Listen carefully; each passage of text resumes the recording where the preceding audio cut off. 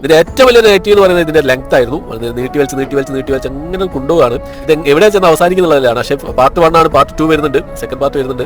അപ്പോൾ അതിൽ surprise elements എന്തെങ്കിലും ഉണ്ടോ എന്ന് ചോദിച്ചാൽ സർപ്രൈസ് ആയിട്ട് പ്രത്യേകിച്ച് ഒന്നുമില്ല. അതിൽ ഫസ്റ്റ് തന്നെ യാഷിന് ഒരു താങ്ക്സ് ഒക്കെ പറയുന്നുണ്ട്, പിന്നെ ടൈറ്റിൽ ചെയ്ത് കാണിക്കുന്ന സമയത്ത്.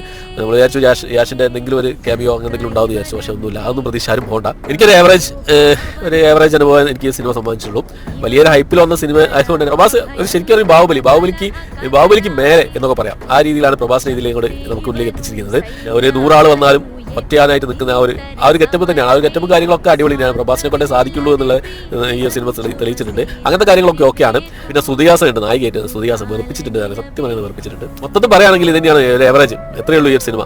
വലിയൊരു ക്യാൻവാസിൽ വന്ന സിനിമയാണെങ്കിലും അതിന് മാത്രമുള്ള സംഭവം ഒരു ഔട്ട്പുട്ടും കാര്യങ്ങളൊന്നും നമുക്ക് ഈ സിനിമയിൽ നിന്ന് കിട്ടിയിട്ടില്ല എന്നുള്ളതാണ്. സിനിമ കഴിഞ്ഞ് കുറേ പേര് കൊടുത്ത് കഴിയുന്നവരെ കാത്തിരുന്ന് നോക്കി എന്തെങ്കിലും ഒരു എൻക്രെഡിറ്റ് സീനോ എന്തെങ്കിലും ഉണ്ടോ എന്നുള്ളത്. പക്ഷേ അതൊന്നുമില്ല, അതൊന്നും പ്രതീക്ഷ ആരും കാത്തിരിക്കേണ്ട. സിനിമ കഴിഞ്ഞ് ഇറങ്ങി പോരാ.